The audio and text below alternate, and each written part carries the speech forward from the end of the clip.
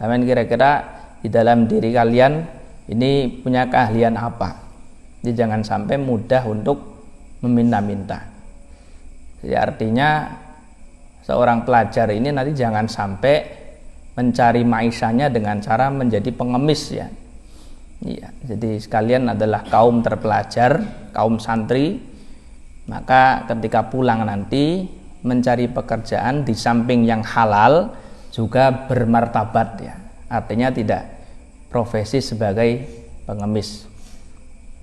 Karena ini dikatakan dalam kitab ini bahwa sekali orang itu meminta-minta, maka 70 pintu kefakiran dibuka oleh Allah. Jadi potensi kayanya itu akan sedikit sekali orang yang pekerjaannya meminta-minta.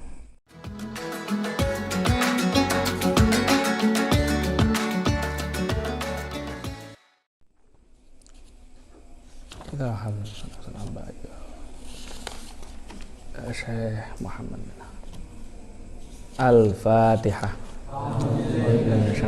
Bismillahirrahmanirrahim. Alhamdulillahirabbil alamin.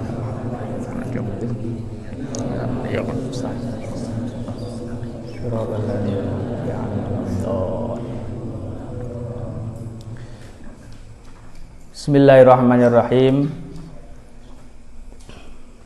Asya'u ay hadhihi asya'u. Iki pira-pira perkara, pira-pira suwiji-wiji turitu kang nekaken apa asya al faqra ing fakir. Beberapa hal yang menyebabkan fakir. Siji al awal al ula iku tarkuma ninggal perkara atau ngejaraken perkara yukhrijuhu kang ngetokaken sapa wong ing ma min adzafira nyatane pira-pira kuku fil baiti dalam omah ba'da taklimi ing dalam sawise ngetoki.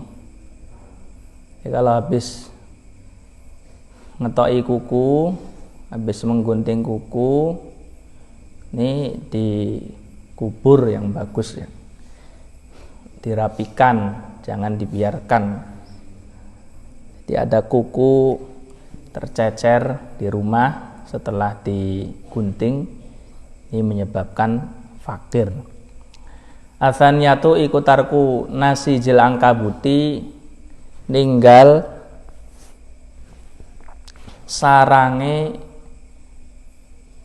laba-laba, ninggal sarange laba-laba wa adamu izalati lan ora anane ngilangi nasi jil angkabut. Asalitsatu utai kaping 3 iku harku qasri taumi, mbakar kulit brambang. Bakar kulit brambang, bawang merah, ini kulitnya jangan dibakar. Wa qasrul basli atau wa qasril basoli lan kulite bawang. Bawangnya bawang putih ya. Lan kulite bawang putih. Bawang merah, bawang putih ini kulitnya jangan dibakar. Arabiyatu te kami papat iku annaumu turu alal wajhi sandaran ing atase wajah. Al khamisatu te kang kaping 5 iku al julusu lungguh alal atabati ing atase ngarep lawang. Wa tawi al ataba iku alati perkara ya tau kang idek sapa wong alih ing atase alati. Asadi satu saya kang kaping 6 iku al ittikau leleangan ala ahadi zaujail babi ing atase salah sijine gawang lorone lawang. Ing atase salah sijine gawang lorone lawang.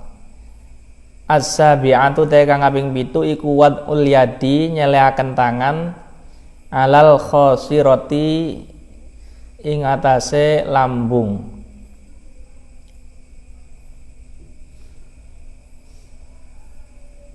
Al-thaminatu te kang kaping 8 iku isra'ul khuruji gancangaken metu minal masjid saking masjid ba'da sholatil fajri ing dalam sawise salat subuh.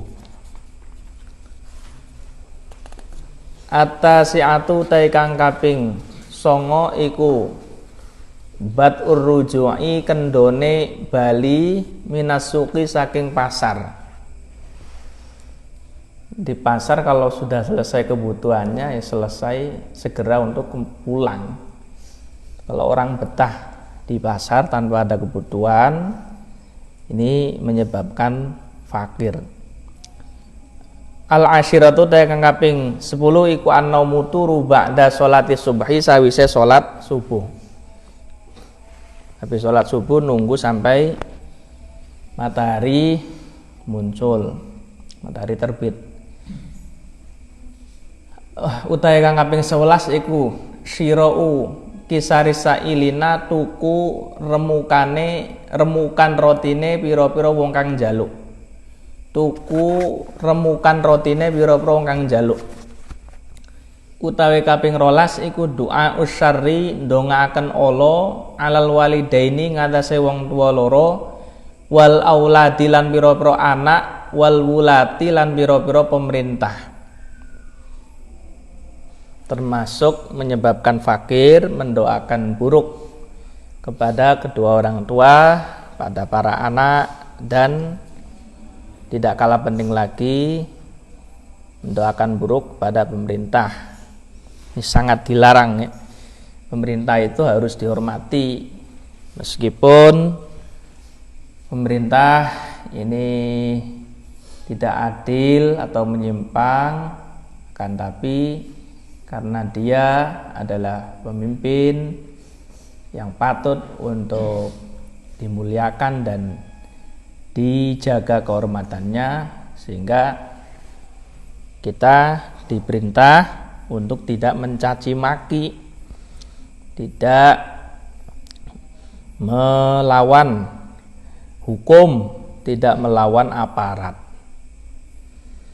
Kalau ada ketidakberesan atau ada penyimpangan dari pemerintah, maka cara mengingatkannya adalah dengan adab, dengan akhlak yang terpuji sesuai dengan konstitusi atau undang-undang yang berlaku.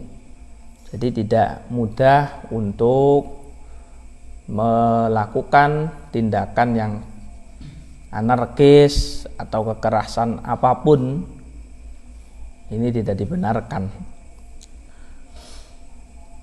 Nomor 13 utai kaping 13 iku arromyu buang bil komlati ing tumo waya hale utawi komla iku hayatun kang urip.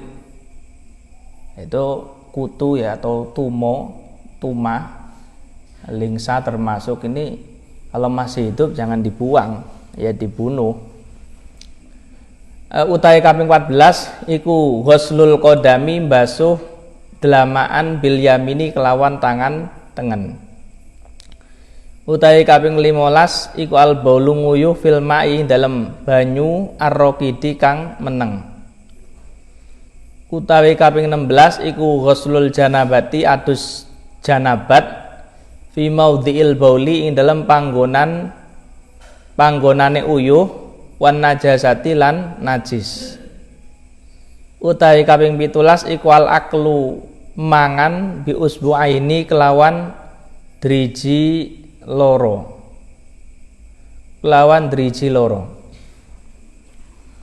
Utawi kaping 18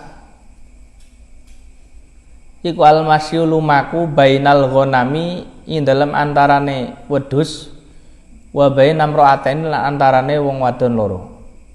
Utawi kaping 19 iku hijamatun cantuk yaumas sabi ing dalem dina kaping 7 minas syahri saking wulan.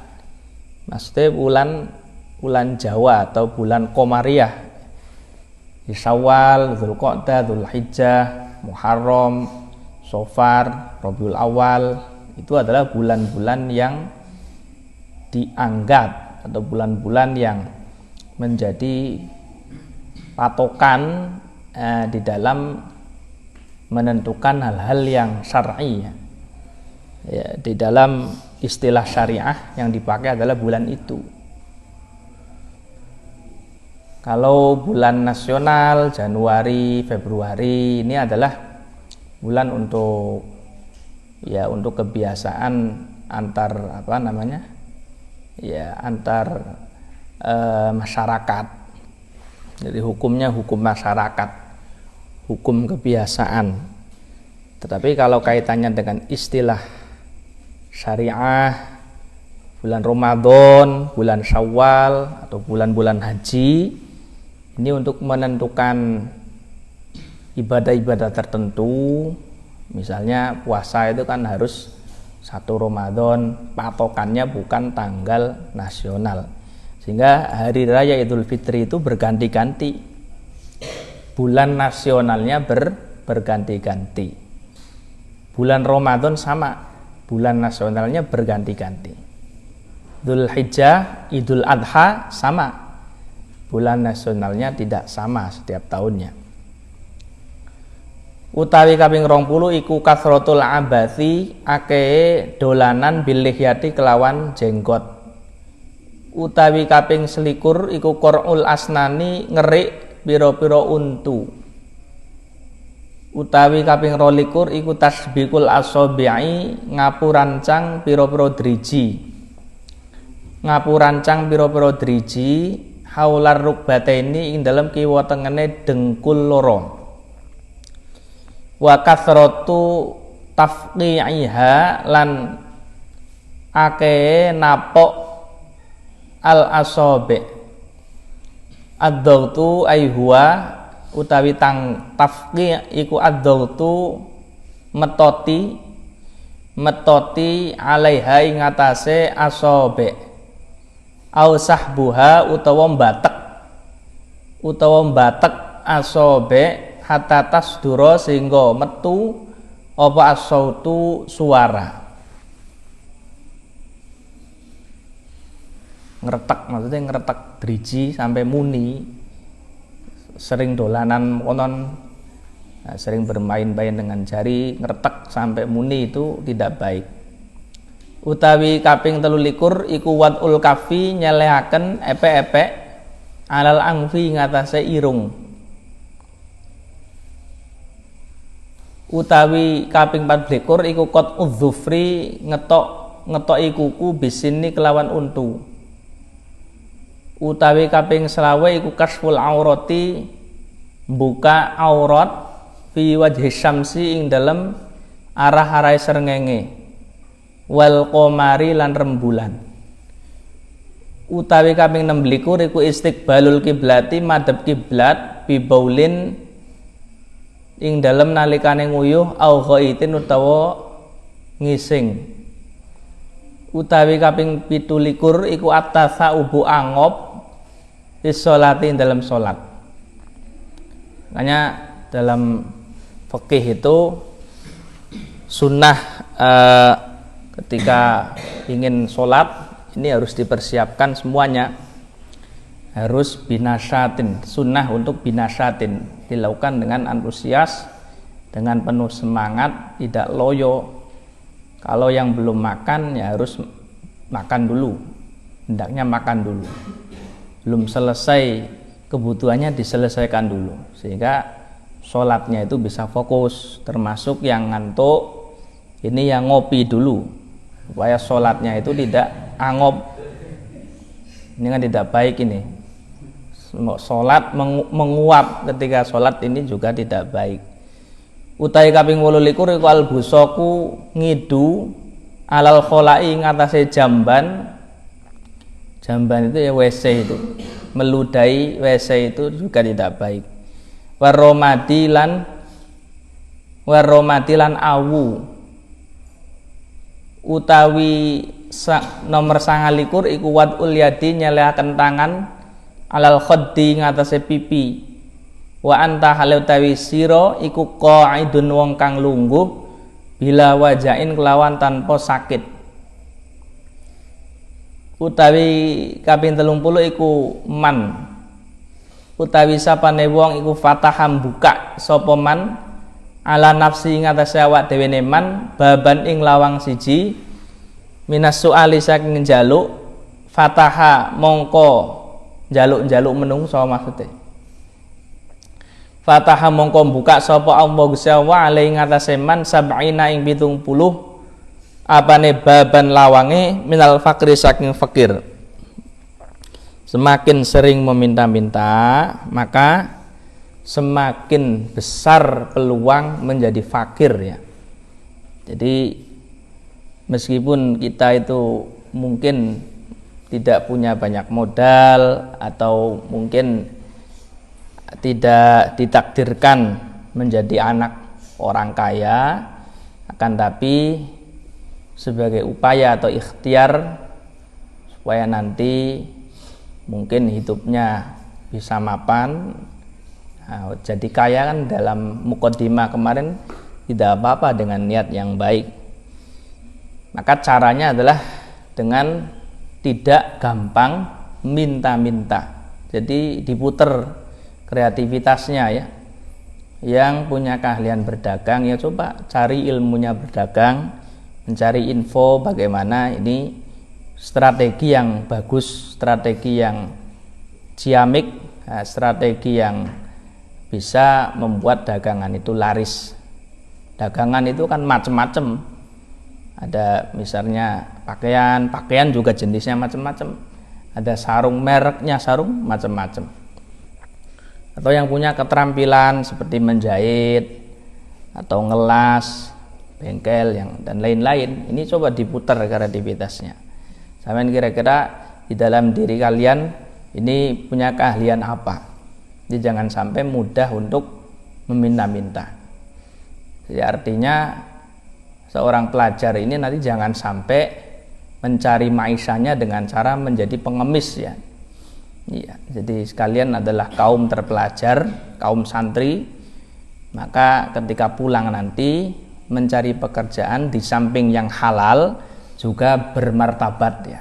Artinya tidak profesi sebagai pengemis. Karena ini dikatakan dalam kitab ini bahwa sekali orang itu meminta-minta maka 70 pintu kefakiran dibuka oleh Allah. Jadi potensi kayanya itu akan sedikit sekali orang yang pekerjaannya meminta-minta.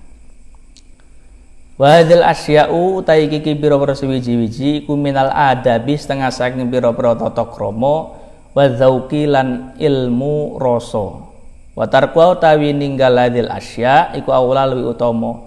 Id minha krana iku setengah saking hadzal asya' mau utawi perkara waroda kang tumeka fi dalem maupun nasun dalil kapertelan ay minal Qur'an wal hadis. Wa minaiku setengah saking hadil asya mau tai perkara sabata kang tetep apa ma bitajribati kelawan den jajal. Wa alam. Ada 30 tadi hal-hal yang menyebabkan kefakiran. Ini termasuk dari bagian akhlak, bagian dari sopan santun yang dianjurkan bagi kita, termasuk ini ya, lebih utama lagi kaum terpelajar untuk menghindari hal-hal itu. Ya, menjual membeli remuan atau lama di pasar selain ada hajat, atau membiarkan kuku ini setelah digunting berceceran, memotong kuku dengan gigi, ini lebih baik dihindari. Nah, beberapa hal tadi 30 penyebab kefakiran itu ada yang sebagian ini memang ada dalilnya, sebagian ini berdasarkan tajribah. Tajribah itu ya ilmu titen, termasuk kebiasaan. Biasanya seperti itu, jadi memang nggak ada dalilnya. Jadi artinya keterangan yang disampaikan oleh para ulama di dalam kitab ya, termasuk dalam Ta'limul Muta'allim itu kan juga banyak disampaikan hal-hal yang secara zahir ini tidak tidak rasional ya. Ada bab menerangkan tentang sebab-sebab kefakiran, itu kalau dicari dalilnya nggak ada. Tetapi ini bagian dari akhlak, bagian dari akhlak, bagian dari ilmu dzauq, merupakan tajribah atau sudah merupakan pengalaman dari para ulama. Para ulama ini punya firasat atau punya ilmu pengetahuan yang berdasarkan ilham ya. Para ulama ini ketika mendapat isyarah, mendapat sir ya, rahasia yang kemudian diinformasikan kepada khalayak, ini hendaknya diikuti meskipun itu bukan sesuatu yang melanggar syariah. Kalau dilanggar, kalau kita tidak mematuhi, ya seperti itu tadi ya, seperti cantuk bekam pada tanggal 7 setiap bulan, itu kan tidak ada larangan dalam hadis atau Qur'annya, tidak ada, ya boleh-boleh saja. Tetapi karena ini adalah ikhbar ataupun dawuh dari para ulama, ya hendaknya dihindari. Jadi ini ilmu titen. Kalau kata masyayikh para kiai ini namanya ilmu titen, titen-titenan. Ilmu titen itu ya kebiasaan. Nah, bagian dari adab ya kita mengikuti petunjuk para sholihin, para salafun as-soleh, karena beliau menginfokan itu pasti berdasarkan isyarah, berdasarkan ilham, berdasarkan ilmu dzauq yang tidak diragukan lagi. Wallahu a'lam. Al-Fatihah. Bismillahirrahmanirrahim. Ya kan.